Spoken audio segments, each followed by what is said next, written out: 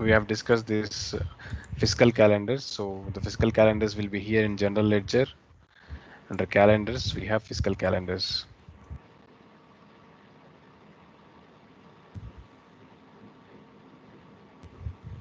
So forget about this 445. We have defined another calendar, which is for our company purpose. So here it is MRF fiscal calendar. In the list of calendars, I am choosing my calendar that I want for this company.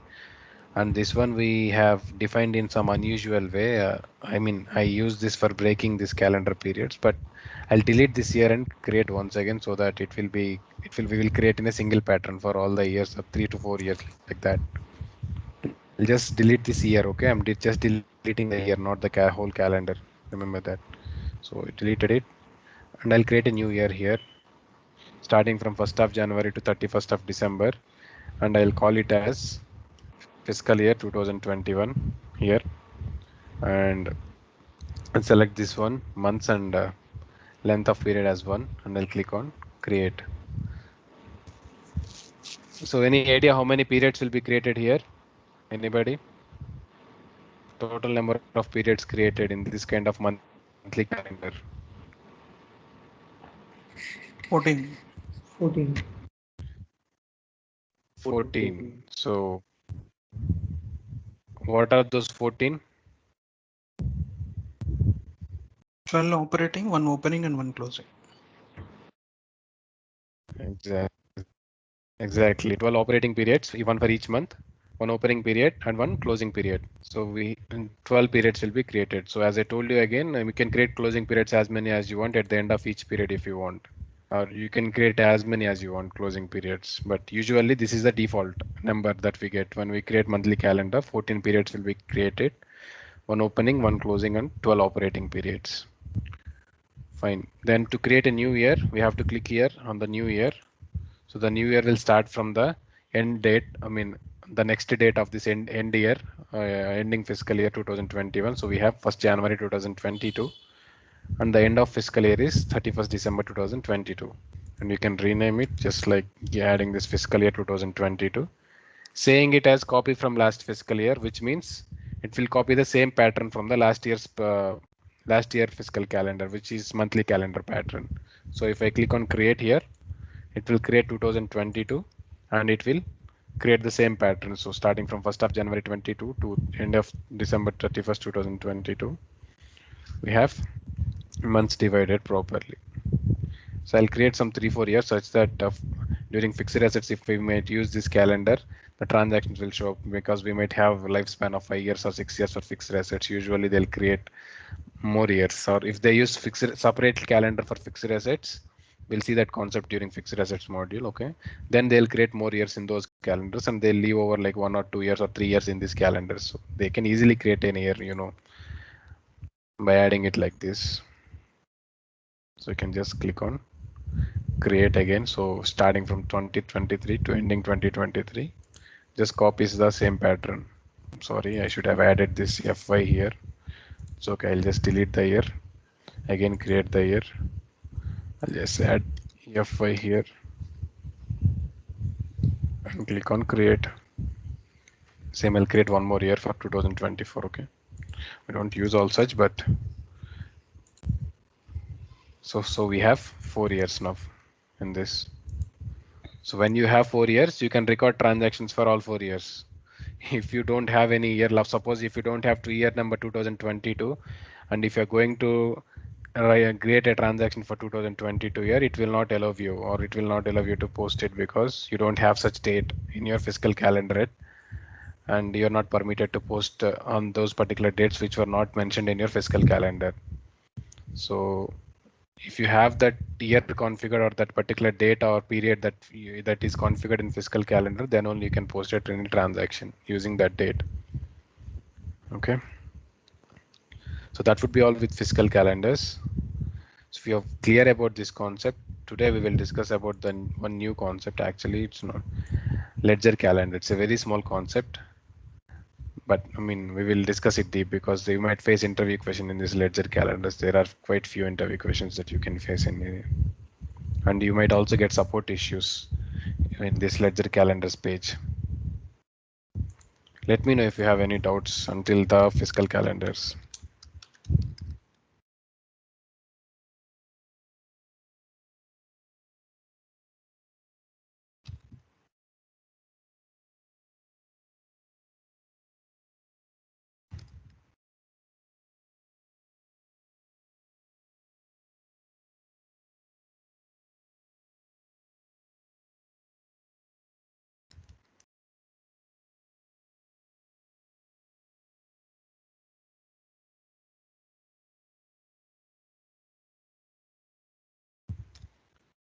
The ledger calendar is used to control the period status and the access of users for different modules. So this is just a theoretical line. So whenever somebody asks you what does a ledger calendar do, you can explain it like this. It's used to control the period status and the access for users for different modules. So give me a second. Let me connect my charger.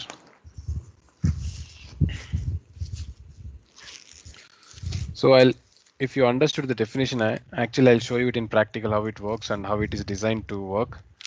So it's that you will understand it properly. Actually, ledger calendar will be activated for a fiscal calendar that you have created only when you link that particular fiscal calendar to a legal entity. So in our example, we have created MRF calendar, but until now we did not link it to any legal entity, right? So we could not find we could not find ledger calendar for this fiscal calendar that we have created. Instead, I'll use another calendar which is being used by other legal entities or linked to other legal entities in this organization to demonstrate to the ledger calendar and how it works. Okay, so it's the navigation for ledger calendar. It's in general ledger. Under calendars, you have this option called as ledger calendars. Write down the navigation, general ledger, calendars and ledger calendars.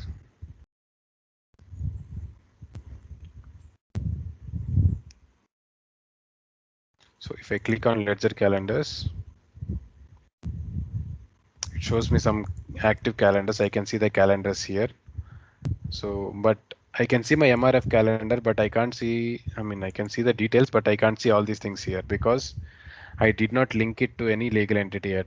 So I don't see the other statuses of the periods here in this page.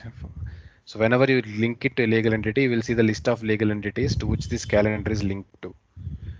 For now, we did not link this MRF calendar to any calendar, right? So what I'll do is I'll choose another calendar which was which was created and linked previously for other legal entities. I'll go for one calendar named as shared actually. Let me see, not shared. Here I think uh, fiscal. Yeah, this is the fiscal calendar I have. The name of the calendar is fiscal actually. So in this I have year number 2021. It's usually year number 2021, one which is having opening periods as well as 12 operating periods as well as the closing period. So the same way, I'll just duplicate this tab to show you it in the fiscal calendars page, how it is designed and all. So here in general ledger, I'll go for fiscal calendars. The same way we have created MRF calendar. Previously, I have created this calendar called as fiscal calendar. So sometimes it is by default given as calendar for all the default entities that they give in this environment. So here I have multiple years starting from 2014 to 2022 I have. So let me go for 2021 here that was created. So you see a normal operating period and 12 normal opening period and 12 operating periods and one closing period. So same general monthly pattern for a calendar. So since this calendar is linked to multiple legal entities, I am using this for demonstration of ledger calendars. So in ledger calendars, I can see all the legal entity codes here. You see USMF, GLMF, GBSI, GLCO, DEMF, USRT. So all these are the legal entities that are using same calendar, single calendar. These legal entities all are using single calendar. Okay.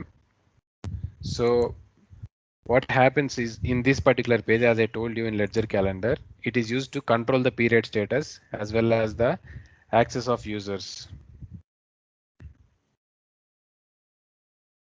So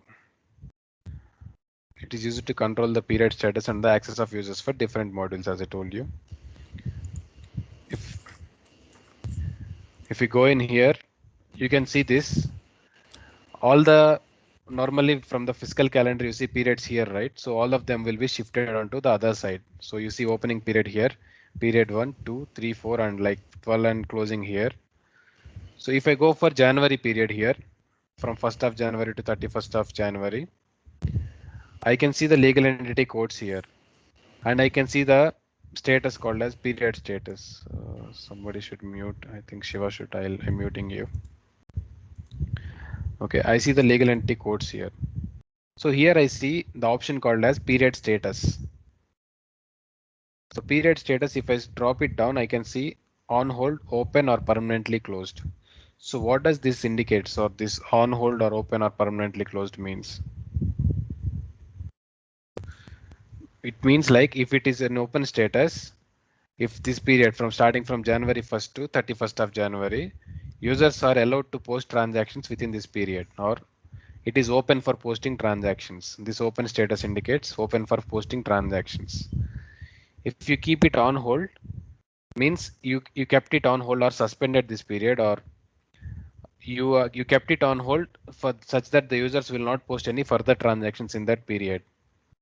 If you keep it on hold, you can temporarily keep it on hold for some time, because you might have some accounting errors that you have to reconcile or to check properly before you post any new transaction further. So for time being, you can keep it on hold such that users will not post any transactions, and later you can again open this period. Once you keep on hold again, you can change the status to on hold, again you can change it to open. So again later they can post the transactions if there are any. Usually what happens is month by month their business will run, right? So every month they will do reconciliations and month end closure process. So once after every month is reconciled properly and understood that there is nothing more to post in that previous month, suppose January is crossed and they are in February, they will keep January period on hold such that users will not make any changes in the previous month's accounting. So it's already done and the reports would have been generated. So they don't want to make any alterations or make any changes. So they'll generally keep the period on hold. The January period will be kept on hold. If at all there is a need that they have to post any transaction or correct anything, they'll come back again and change the period status from on hold to open. Okay, so this is how it works. This open, on hold, and these two. So there is another status called as permanently closed. So you should do not do this anytime. If you keep a period on permanently closed status, you cannot reopen it once again. So it's permanently closed forever. You can't post any more transactions in that particular period. So generally they don't do it in business. They don't keep it permanently closed.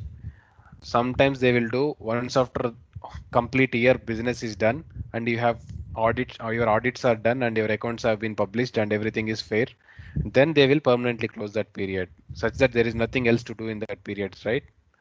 So at that time only, or at year end, after year end closure process, if everything is clear and fair, then they will permanently close each and every period. Normally period 1, period 2, period 3, one by one they'll close all the periods. So this is how this period statuses work: open, on hold, or permanently closed, in order to regulate the posting of transactions in these periods. Understood? Any confusion in this three? No, Jay. Sairam, Suresh. No, no. Okay.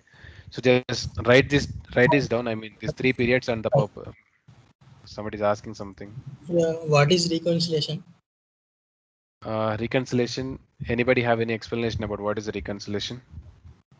Our friend is having a question. What is reconciliation? Anyone?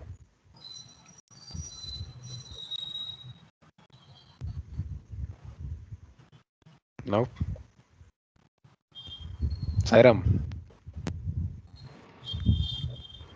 Hello. what is reconciliation? Reconciliation is finding మనకి ఏదన్నా మనం maintain చేసే books కానీ లేకపోతే వేరే వాళ్ళు maintain చేసే books కానీ టాలీ అవ్వకపోతే ఎందువల్ల టాలీ అవ్వలేదని చూసుకోవడం reconciliation. Exactly. reconciliation is matching or looking into the accounts if everything is fair or not. Suppose జనరల్గా ఒక రికన్సిలేషన్ చెప్తే బ్యాంక్ రికన్సిలేషన్, బ్యాంక్లో రికార్డ్ అయిన ట్రాన్సాక్షన్స్ మన బ్యాంక్ బుక్స్లో రికార్డ్ అయిన డైనమిక్స్లో రికార్డ్ అయిన ట్రాన్సాక్షన్స్ అన్నీ సేమ్గా ఉన్నాయా లేదా, ఏదైనా డిఫరెన్సెస్ ఉన్నాయా అనేది రికన్సైల్ చేసుకుంటాం. We will match and understand. In the same way, we do purchases, right? So we do purchases and we have inventory as well as we have purchase documents, invoices. So invoices అన్నిటికీ transactions కరెక్ట్గా ఫేర్గా particular డేట్స్కి post అయినాయా లేదా అనేది కూడా reconcile చేసుకుంటాం. Same అలానే ప్రతి మాడ్యూల్లోనూ చిన్న చిన్న రికన్సిలేషన్ ప్రాసెస్ ఉంటాయి. సో యాక్టివిటీస్ అన్ని మ్యాచ్ చేసుకొని అకౌంట్ ఇంపాక్ట్స్ అన్ని కరెక్ట్గా జరిగినాయా, ఏదైనా మిస్టేక్స్ ఉన్నాయా అనేది ఐడెంటిఫై చేసుకోవడానికి.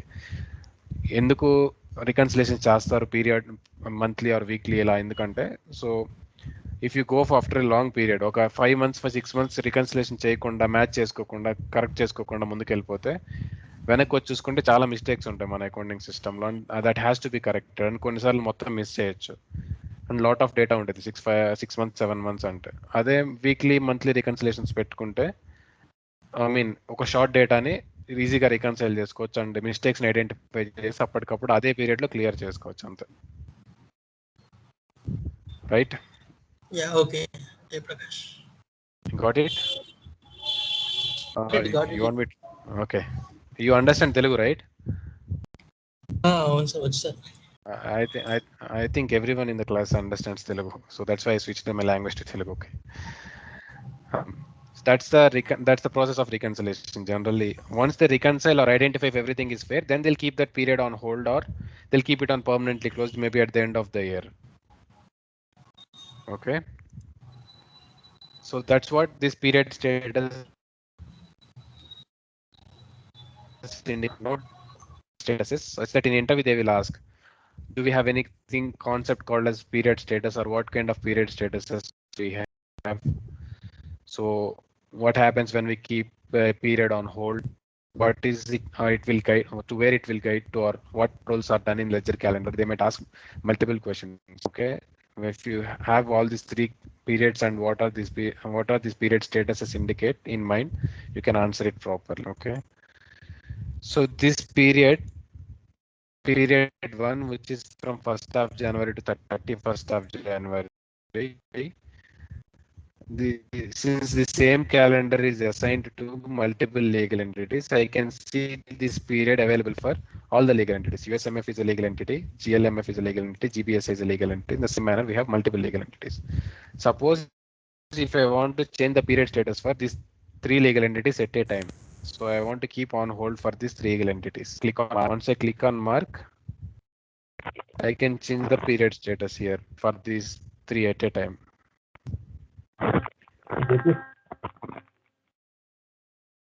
I think there is some audio disturbance, I think. Yeah. I can change the period. Hello. There is some. Is it from my side? Yeah. The same breaking of voice. Everybody Hamshi, can you hear me properly? No, Jay, there is some voice breakage.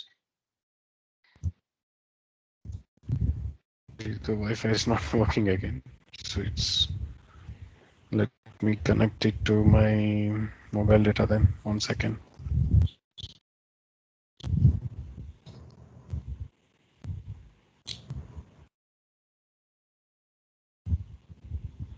Usually Wi-Fi used to work better, but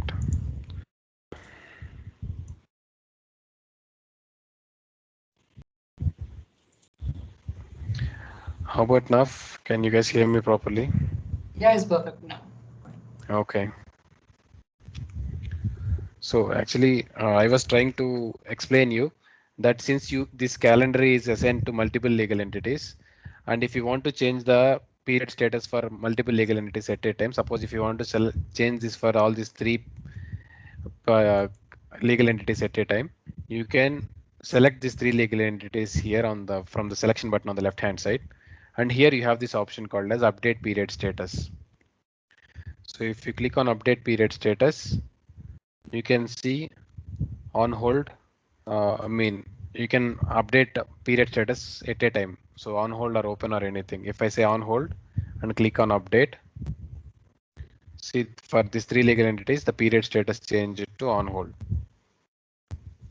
at a time. So if I again select this three legal entities, and here you have this option update period status. This is used for mass update, means updating it for multiple legal entities at a time. So you click here again, I'll change it back to open and click on update. Right. It's like that.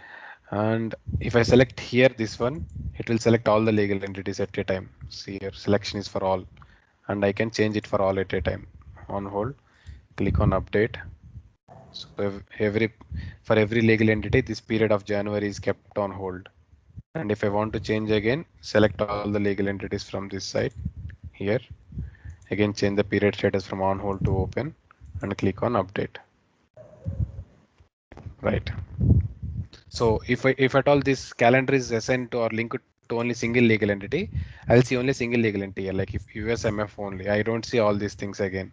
These legal entities I can't won't show up. Only to which legal entities this calendar is attached to or linked to, those legal entities names only you will see here usually. So we have many for this calendar. So I just want to demonstrate you how it works, and so I have selected this calendar for demonstration. So any doubt until here, anyone?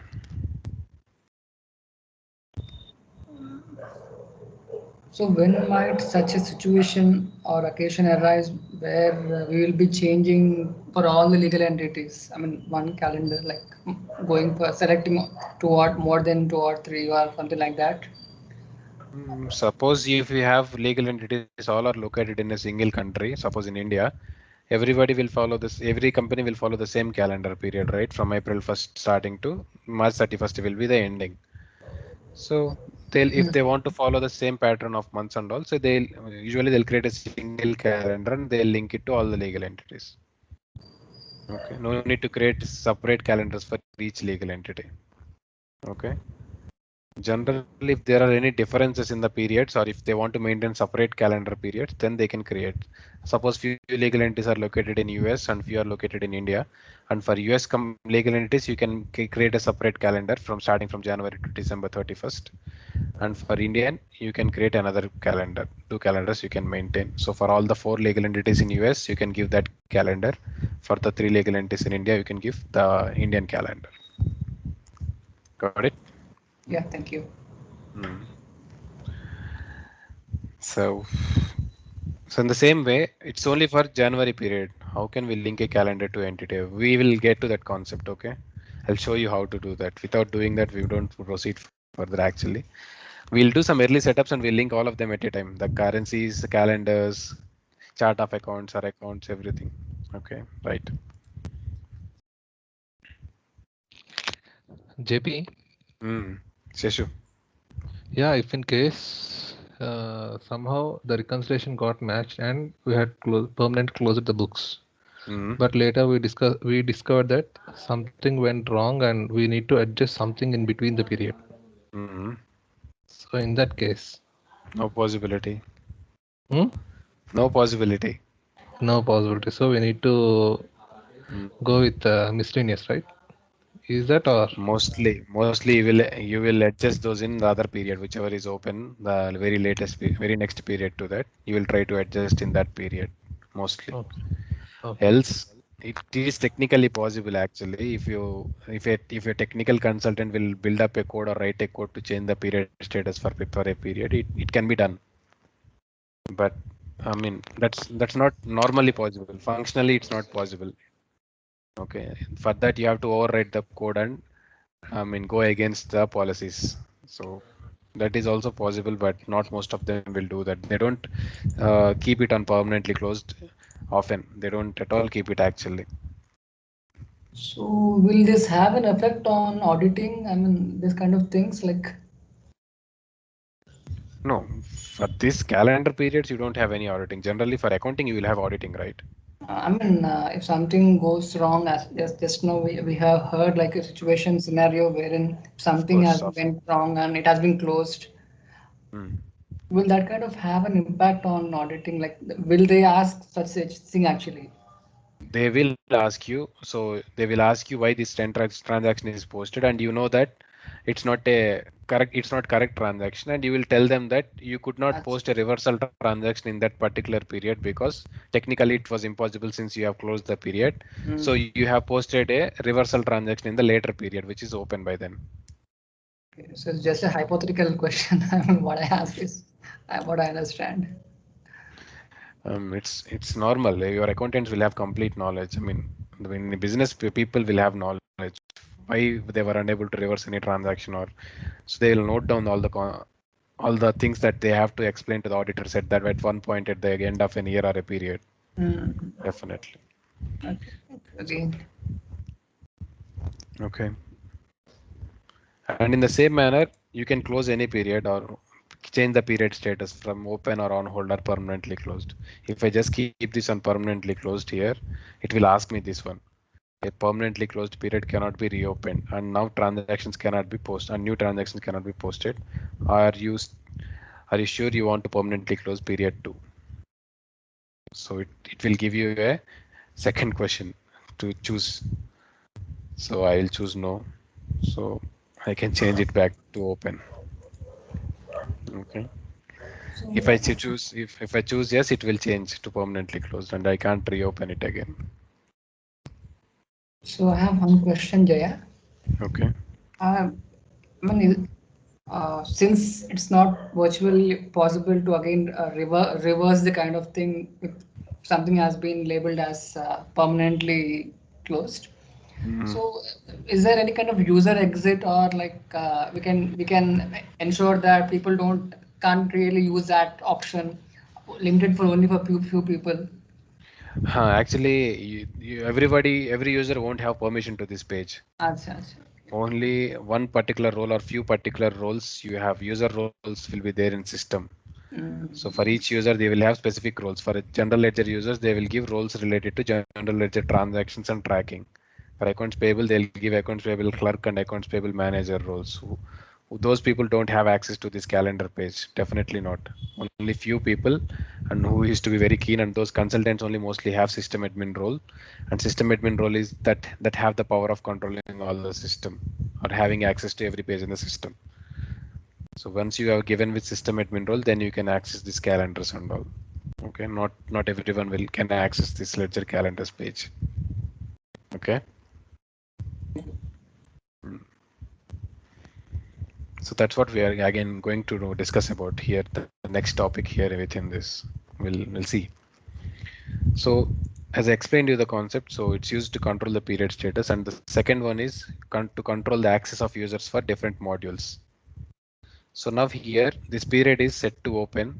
Period number 1 is set to open for USMF, and I have different module names here. As you can see, ledger, sales tax, bank, customers, vendor, sales order, purchasing, inventory, and not module names actually. These are module names as well as the activities that are done in those modules. So customer module, vendor module means accounts receivable, accounts payable, and all.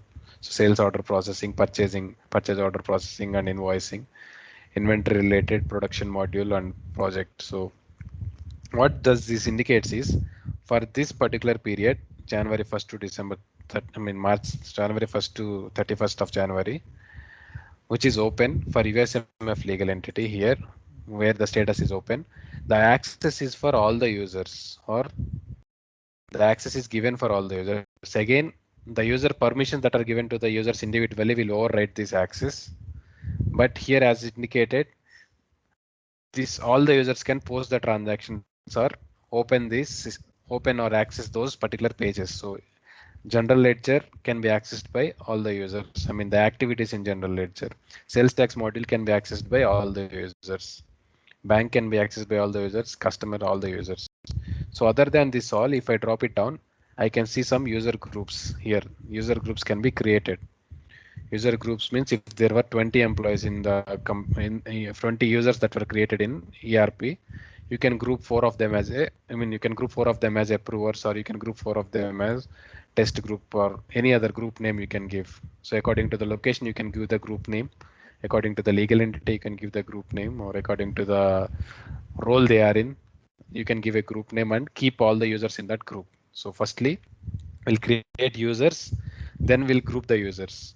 Suppose we have 20 employees, so we'll group each 4 of them as a group, or depending upon their role or depending upon the company's need, they will define the user groups.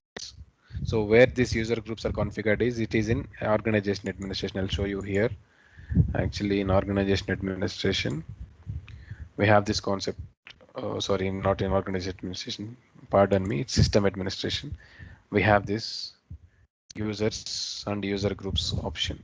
So system administration is here. Okay. So if I click on users, I can see the list of users that are created in this organization.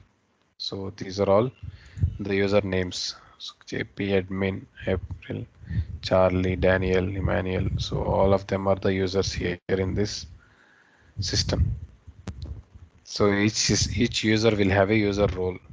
So here you see the user role. So user role is test essentials role for this guy.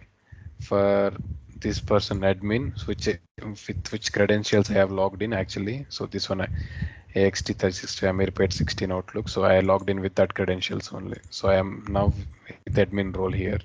So if I open here, I can see system administrator role for this. Okay, do not change these roles. Okay, if you log in with this and if you change the system administration role here or delete something, you cannot again add it back because nobody else will have access to your version that you have in your system.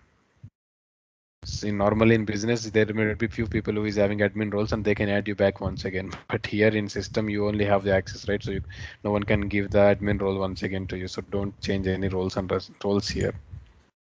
So in this way you have users created and roles assigned. So if there are 4 users for accounts payable module, they will be given with accounts payable clerk role. So if I go here, go into the user, the created user, generally users will be created by clicking on new and all. You can try it actually. So there will be roles here. If you click on assign roles here, you can see the roles list. For each module, you will have separate roles. It will take a second to load, so you can see here accounting supervisor role, accounts payable clerk role, accounts payable manager role, accounts payable payments clerk role. So who usually manages only the payments in accounts payable. Accounts payable clerk does normal invoicing transactions or any other service oriented or expense transactions. They'll accounts payable manager will have complete access to the accounts payable module. What all that can be done in accounts payable, he can access and look into the activities. The same way accounts receivable clerks for budgeting, for cost accounting, for fixed asset management. So for everything you will have user roles.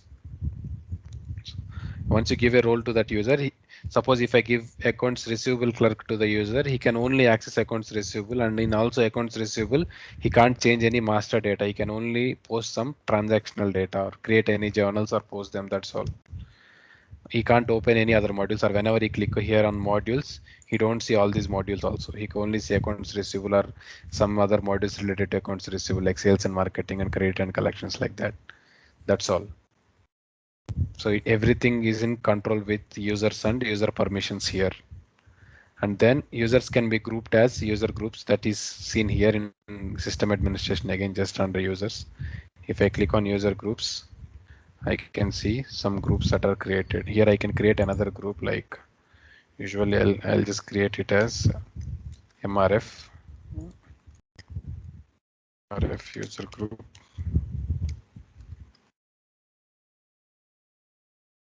So in MRF user group, I can add users by clicking here. So there are no users set, and the users that you want to add, you can select from this side. So this one, I will select this, or I can select multiple of them at a time. See here. So this is how the selection works. So all these 4 are now grouped into the MRF group. So MRF group, you have 4 users. So these are the complete list of users you have, and you can select only 4 users for that group. That's all. So this movement helps. So if I want to deselect this, you can click here and it will be moved from this side to the other side. So only 3 are there now. This is where you can create user groups. So why I'm explaining this concept is because in Ledger calendars, here you can select the user groups that controls or that have access for these modules. Suppose I want to give access only to MRF group. So there are only 3 people. Only these 3 people will have access further. So what I'll say is I'll come to ledger calendar here. For general ledger module, only that 3 people should have access. That's my agenda. So I'll change this from all users to MRF that I have created here. You can see the group MRF group. So once we have created it, it will reflect here. I can select that group and I can select yes. So only now those 3 users will have access to any activities in ledger general ledger module. So others cannot post any transactions or do anything because they don't have any permissions or access.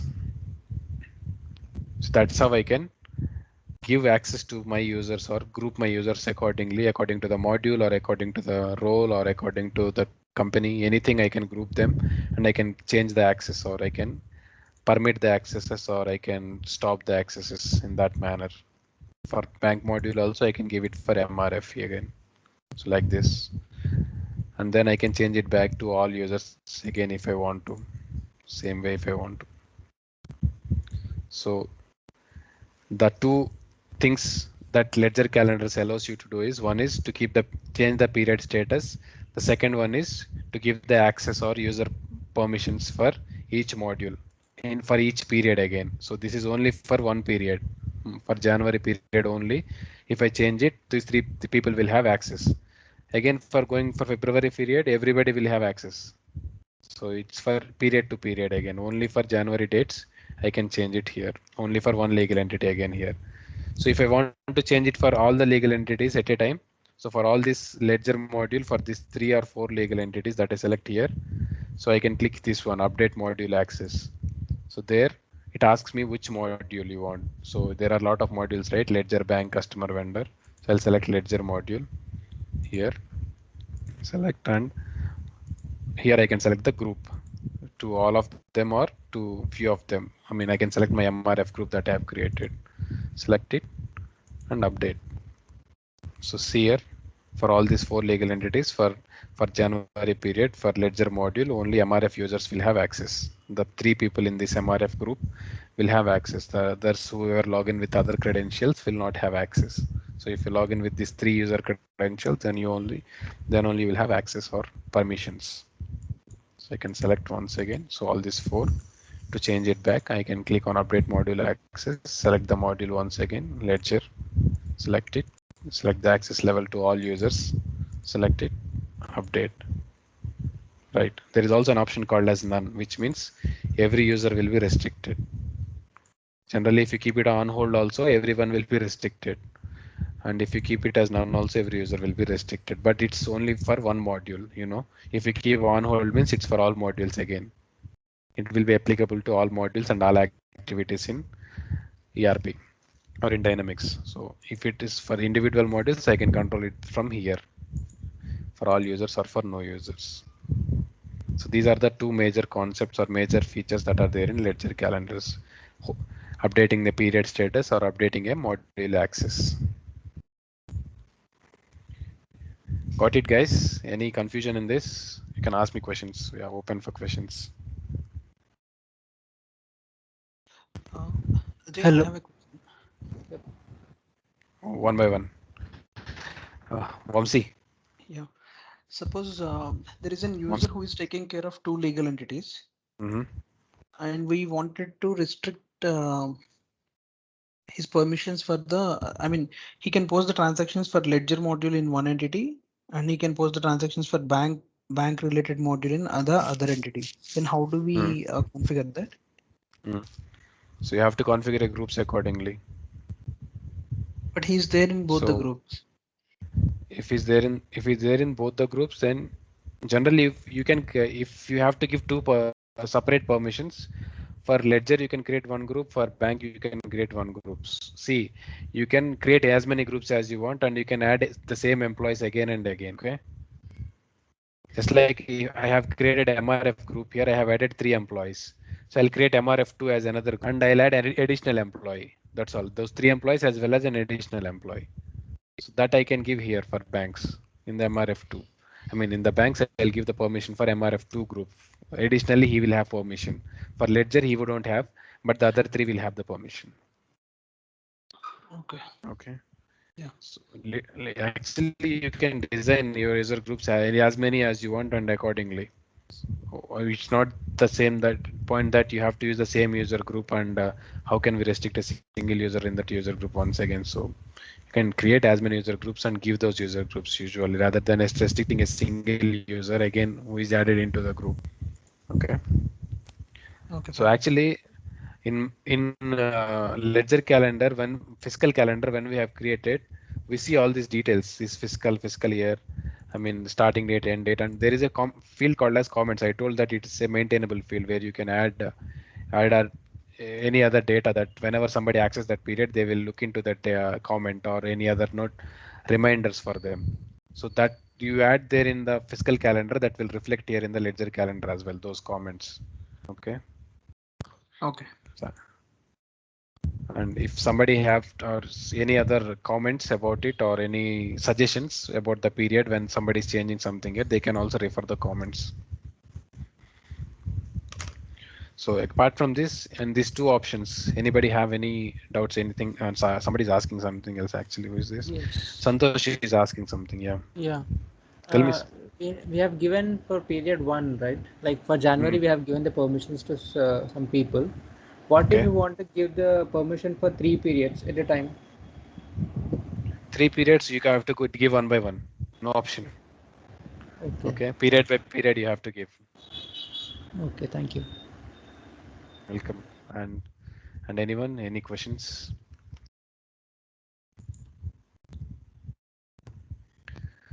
So now let me walk you through the issues with this or the kind of situations that you where you particularly use this ledger calendars or go through this ledger calendars.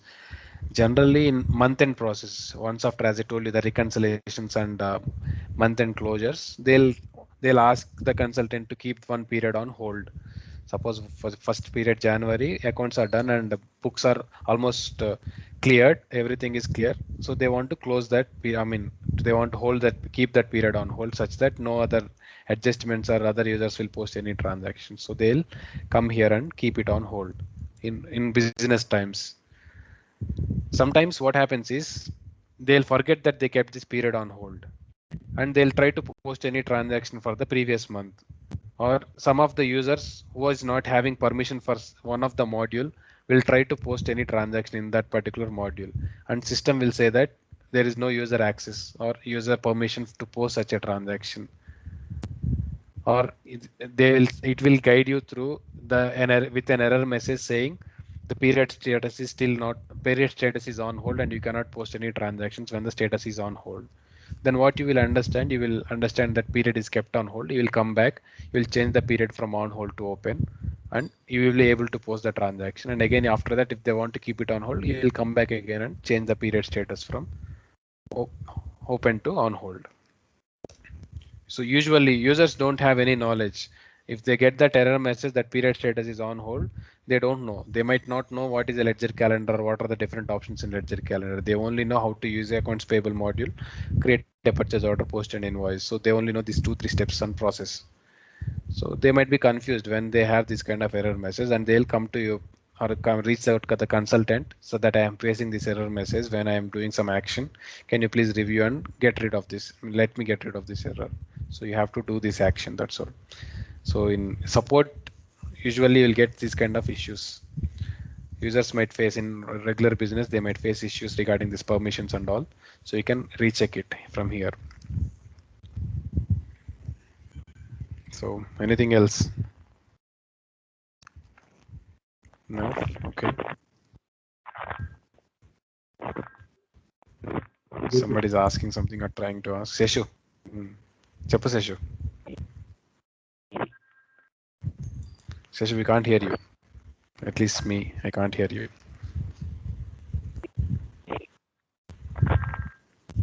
Hello. I think there is an issue with your mic. Reserve your question or just type it down if it is possible. Okay. Else we can discuss it at the end of the class if it is not working now. So this is all with ledger calendar. So remember this theoretical concept, and when somebody asks you in interview, Just explain them. This is how, this is why the ledger calendar is used. And for our MRF calendars, so we did not have ledger calendar. So once we link it to a legal entity, I can see the legal entity name here and the other period details, normally the module details to all the users. Or first it default, it will give it to all users permission, then you can change it if you want. So, and one more thing I forgot to tell you, I'll go back to the fiscal calendar to tell you that. So I'll change it back to fiscal calendar. So you see this period 0, opening period. This opening period will always have the status of permanently closed only. Okay. By default, it will have the status of permanently closed. So there is nothing to change in this opening period. So opening periods are generally always in permanently closed status. So I told you these are only used for process of transferring balances from previous fiscal year to the next fiscal year or this fiscal year. So for the year-end closure process, the opening balances will be transferred to the opening periods. Although it is permanently closed, opening balances will definitely get transferred. Don't worry about that. And remember this point. So the opening period will always be in permanently closed status. For the operating periods, you can, it is a maintainable field. You can change the period status as you wish. And for closing period also, you can change it. So it's also available. It's the same like the operating period. You have the period to be opened or closed or anything. Open, on hold, and permanently closed. So keep this in mind. Do not permanently close any period anytime. So this might lead you to lose your job also sometimes. So always guide your fellow consultants as well as the users, whoever have this access, tell them do not keep any period or change anything to permanently closed. Okay, in your demo versions you can do it, but usually in business where everything is configured and business is running smoothly, if you do such an action and suddenly the business stops for a day or like until the technical consultant develops code or override it, sometimes it may not be possible even. So they have to change the calendar once again. So there is a possibility easily to, you can change the calendar. I'll tell you how to do that later. But again, so don't do that first in the first place. So anything else guys in the ledger calendar? Any doubts? If not, we'll discuss about a small concept which we will continue discussing tomorrow. I'll just give a normal introduction about currencies. Fine, I'll take your silence as no doubts. So if you have any, you can anytime ask me. So next concept that we will discuss in our course is currencies. So any idea what is a currency and why currency is very important for business? Anyone? Just When you we can do use them. international trade, Okay. other than our local currency will be in use. Right. When we do international trade, we will use multiple currencies. That's okay. If we don't do international trade also, we will definitely need a currency. Yeah, for account, I mean, we need currencies for accounting and reporting. Probably the reporting currency might be in USD and the accounting currency in Indian INR. So in that case, also currencies will be helpful.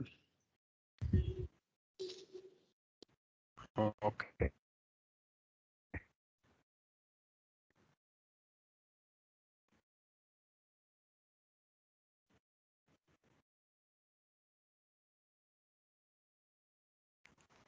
That's more into dynamics.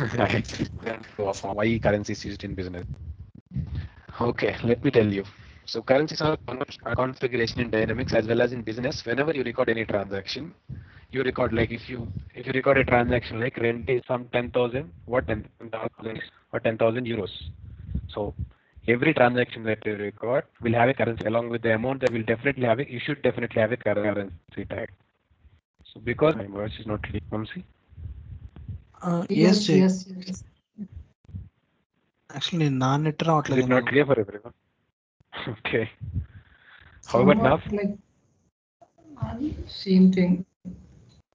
Same. It's breaking. Now it's better. Now it's better. Okay. So you can mute yourself. Okay, that's for okay. Thank you. And yeah, we were discussing this concept why currencies are definitely needed or must need in a business because each and every transaction that you record in business, you will definitely tag a currency or record it in a certain currency amount. So if you say 10,000 rent is paid, so 10,000 of what? Okay, US dollar or INR or any other currencies, you have to clearly show it or clearly tag a currency to that particular transaction. In the same way, if I do international trade, so suppose I'm a company which is located in India, so mostly I'll do transactions in INR only. So if at all I'm doing a foreign trade, so I might do it with an American person or an American vendor or a customer, or so then I'll do it in US dollar. So I might choose a different currency. So in order to choose a currency or in order to let system understand that your business requires this currency only, which means if it is an Indian legal entity, I will work in INR currency. So how Dynamics will know that you will work in INR only? So you have to configure it or you have to link a particular currency to one legal entity such that whenever you record any transactions, they will be recorded by default in that currency. In the same way, you can do transactions in multiple currencies. So if you do transactions in multiple currencies, you should have active exchange rates between these two currencies, or the your local currency that you are using for your legal entity as well as the foreign currency that you are doing transaction with foreign vendors, right? So for that foreign currency, you should have proper exchange rates configured between your local currency and the foreign currency. So this currency mechanism is really important in Dynamics. Mostly in support, you will face a lot of issues with currency exchange rates as well as improper configuration of currencies. So if currencies are configured properly and everything is efficient, I mean, you will never face any issues with currencies again in with system. So this is basic and this is very important. Currencies, configuration of currencies, how the currencies mechanism works in Dynamics, how the exchange rates works and how you can import exchange rates. We'll see all the advanced concepts related to currencies. Okay. So while we are understanding the theoretical part of currencies, in Dynamics we have two concepts, or actually three, I'll tell you. Accounting currency, as well we have something called as reporting currency. So I'll go with an example. Suppose I'm a legal entity located in India. So all my organization and the legal entities within this organization all are located in India. Okay, we mostly do transactions always with Indian currency and we don't want to maintain any other currency or secondary currency to record our transactions or to prepare reports later part. We don't need because all our operations are in India and legal entities are also in India. So for that case, accounting currency is the main currency of the legal entity. So if it is in India, what will be my main currency? Anyone? Rupees. Indian rupee will be my main currency. And I can give reporting currencies also INR. So what is reporting currency? I'll tell you. Suppose there is another example. My organization is located in US. Okay, the main head office is in US, and there are few legal entities in US, USA. Then there are also certain legal entities in India. The same organization is located there, but the companies related to that organization are located in India as well. So what happens then? Then I have to maintain my accountings in Indian legal entities in two different currencies because in US they will usually maintain US dollar. That's the head company. In India we have to maintain it in Indian rupees in the local currency as well as in the US dollar because for the comparatives why we maintain two currencies because whenever the head office look into the accounts of India, they can't analyze it in the Indian rupees, right? So they will look into the comparatives of US company's performance with Indian company performance only when they can look into the transactional amounts in US dollars or the main account balances in US dollars. So for that purpose, what we will do is in Dynamics, we will maintain two currencies for a legal entity. One as an accounting currency, other one as a reporting currency. Suppose my legal entity in India, for which head office is in US, I'll maintain accounting currency as the INR and the reporting currency as US dollar. So whenever I create any transaction and post a transaction, it will show up the amounts of INR as well as US dollar, both of them in the voucher or in the accounting entry. It will show both the amounts. INR amounts as well as US dollar amounts. So in database also, both of them are recorded for that single transaction. And whenever I have to prepare any report, I can easily prepare a report in INR as well as separately in US dollar easily. And then it's easy for comparatives to compare each legal entity's performance, which are in US with the Indian legal entities, as well as it's also very helpful for consolidation purpose. So in consolidation, if you have to consolidate two accounts, both of them has to be in same denomination currency or should be recorded in same currency, right? Or otherwise, if at all it is recorded in other currency, it has to be exchanged to the balances or the amounts has to be translated or multiplied or divided with the exchange rate, whatever that is there in that particular date, and they have to be consolidated. The same currencies has to be consolidated. So for that purpose, also this two-way currency or dual currency concept helps. So this is also called as dual currency concept in Dynamics, having accounting and reporting currency. Dual currency concept. So understood this? Confused, or you want me to explain once again the concept of accounting and reporting currencies? Santosh, Naveen, Susila, any doubts? So if it is clear for you, What if the okay. legal entities with different countries? Uh, Indian legal entity.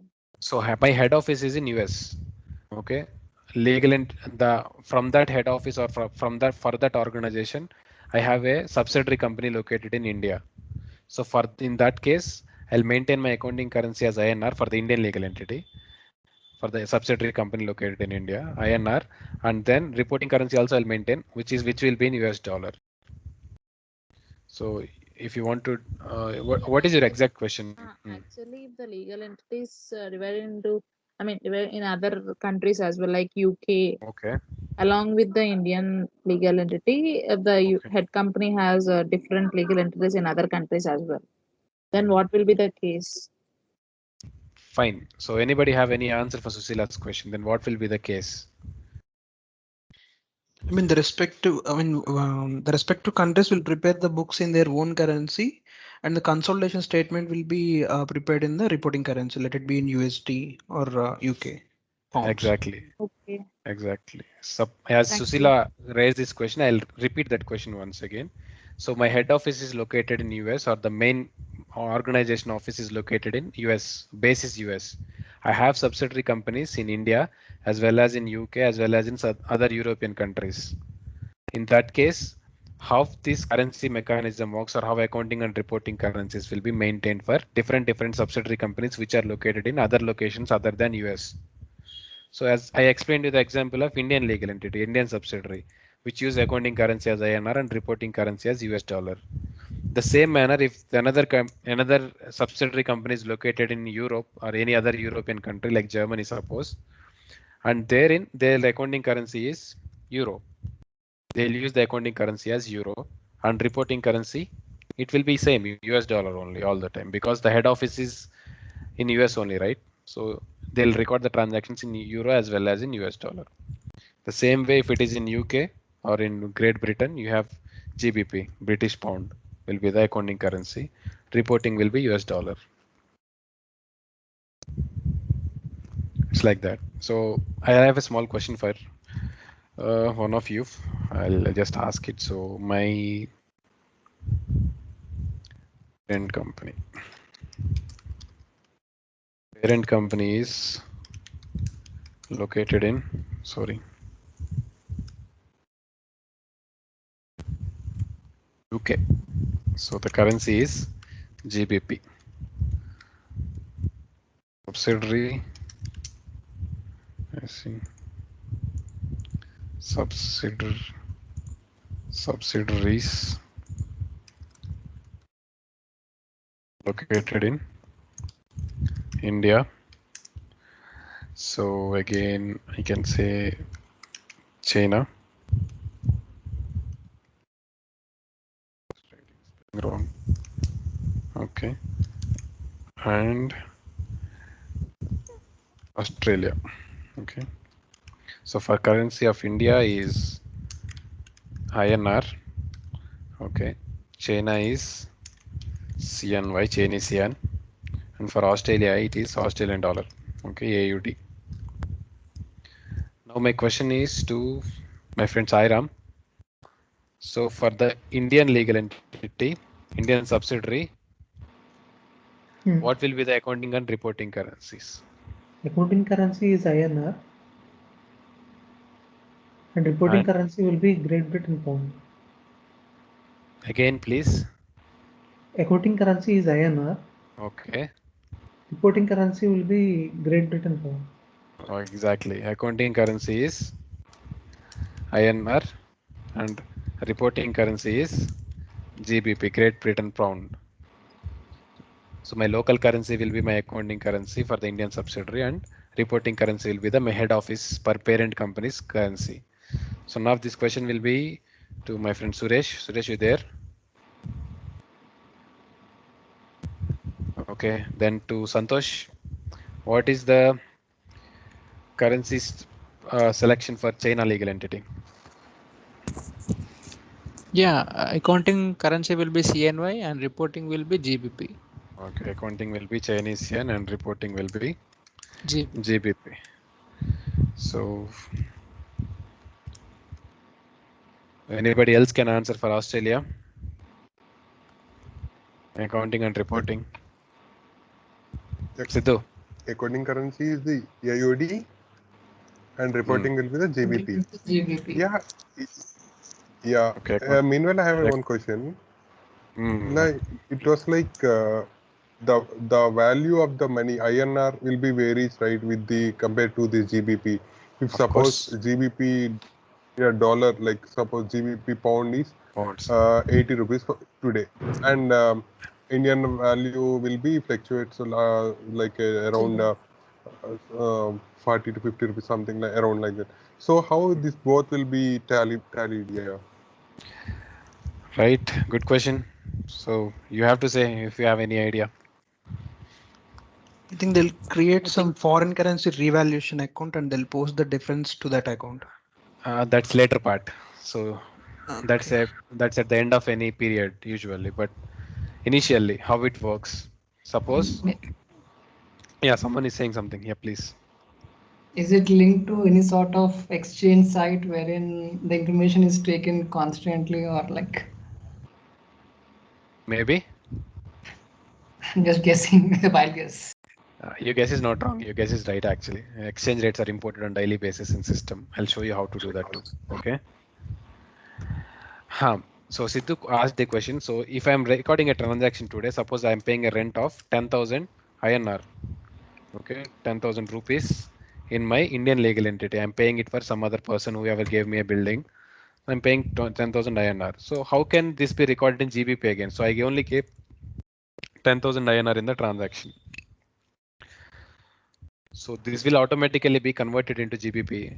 So we'll get 900 GBP. So whenever we have an defined exchange rate between INR to GBP, or for that particular date, if you have an exchange rate, so system will automatically pick the exchange rate and convert this 10,000 INR into 900 GBP automatically. Okay. Does that answer your question, Sidhu? Yeah, but varies right. The value, the amount, like every day varies right. 10,000 is not, if it not doesn't matches to 900 GBP, it may be problem right for the value of the money. Well, I promise you won't ask this question tomorrow Okay. because we will discuss that concept tomorrow. How exchange That's rates are configured and how it works. Okay. yeah. And how on daily basis exchange rates will be changed or imported. I'll show you that also. That would be in the next class after tomorrow's class. Yeah. Okay. Um, and I have one more question. So if somebody asks this, you'll get an answer this properly. You'll get an appreciation. So we have discussed about the, subsidiary companies pattern.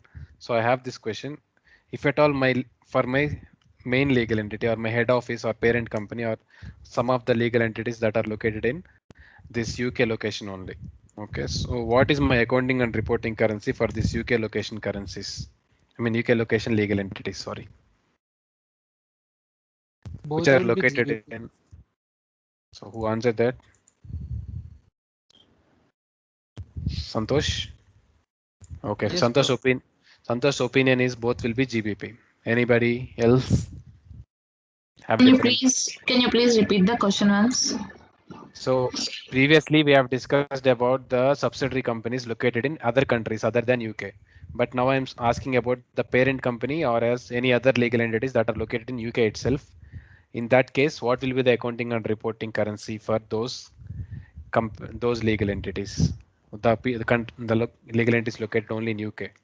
So there are no Both will be subsidiaries in GBP. other countries, just only confined to UK. Accounting currency will be UK only, GBP. GBP. Yeah, Okay. uh, but the reporting currencies may be different because they may transact in other with the other countries as well. No, because your parent company is in UK only and it is GBP Yeah. only. Why will you need another currency? You don't need another currency. Okay. Okay. So the main agenda of maintaining dual currencies is to record the transactions in two currencies, as well as it will be helpful for you to for the preparation of reports as well as the comparative statements for consolidation process and multiple business processes as well. So for subsidiary companies, it is mandatory that they have to maintain this currency or secondary currency or the reporting currency, such that it will be helpful for the group company to look into the accounts of these subsidiary companies or to look into the performance of these subsidiary companies. But whereas it comes to the companies that are located where the group company is already located in, so you don't have to maintain two currencies actually. You can maintain only one accounting currency as GBP. And see, if you maintain two currencies as same, there will be two balances. I mean, two amounts recorded, but both of the recorded amounts will be the same, right? So if I maintain accounting currency as GBP and reporting currency also GBP, and I'm paying rent of 10,000 GBP, and reporting currency also that the same 10,000 will be recorded. So it's not mandatory that you have to maintain two of them as same currency. You can maintain a single currency. Accounting currency is enough because your group is in the same company, right? So one currency is enough. But if you want, you can maintain two. I mean, you can give two currencies. I mean, both of them as GBP only. It's not needed to, but you can give if you want to.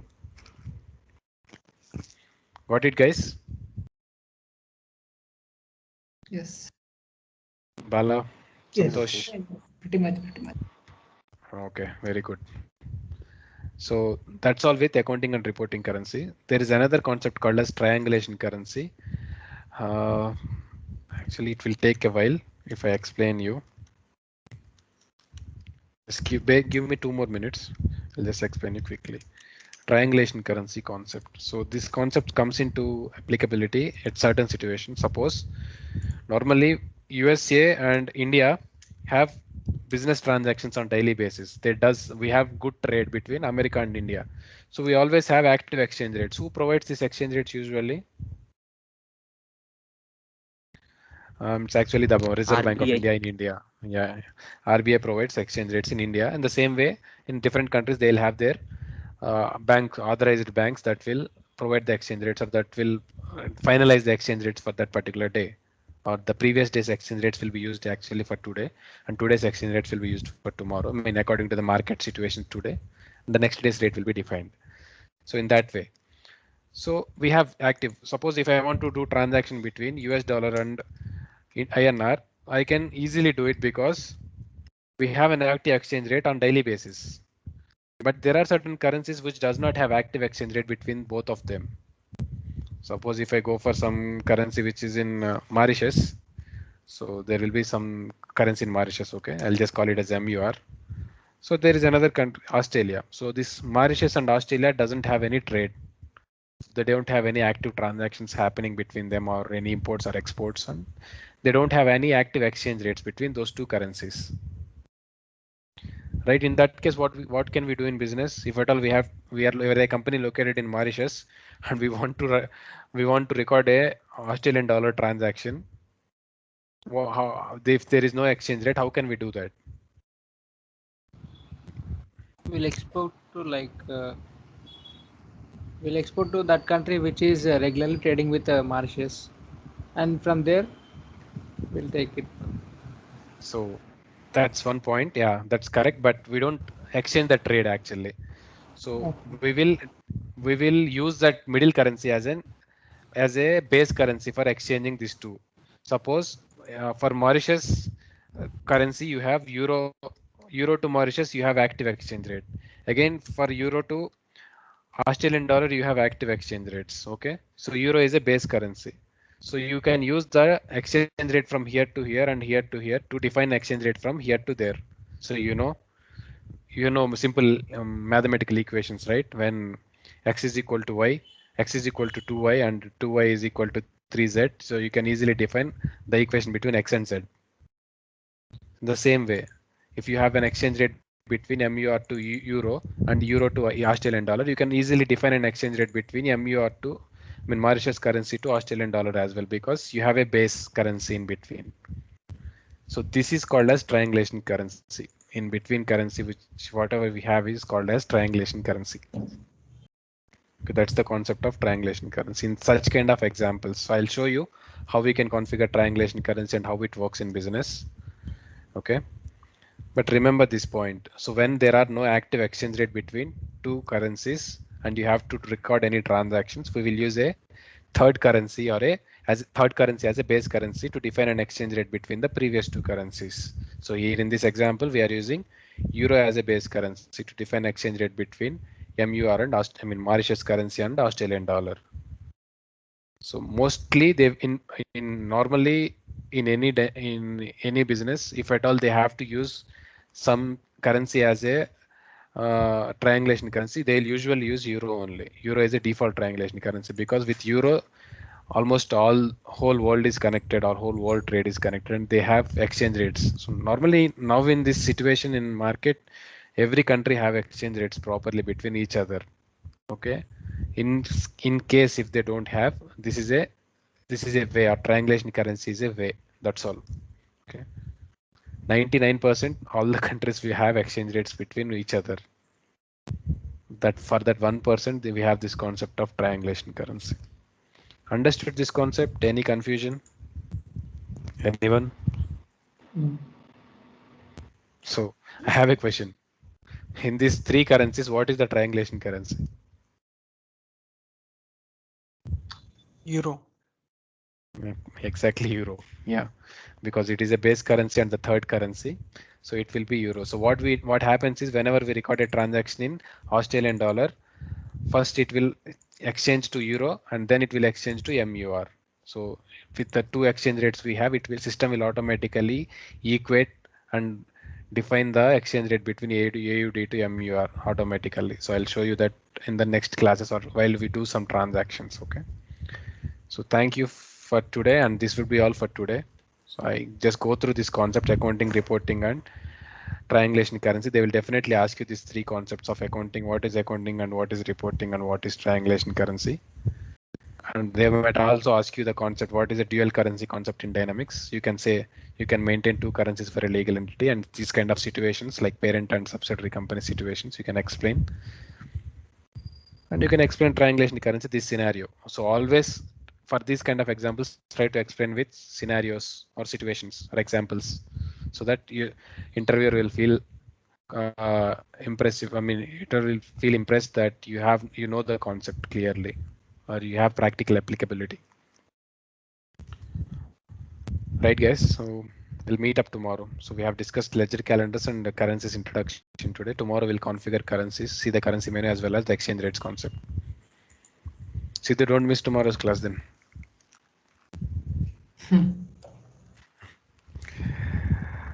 Fine. Let me know if you have any doubts. So I will be available for another 10 to 15 minutes. So if you have any, you can stay back and ask, or rest you can drop off. We'll meet tomorrow. Bye-bye. Bye, Jay. Thanks. Good night. Bye. Bye. Good night.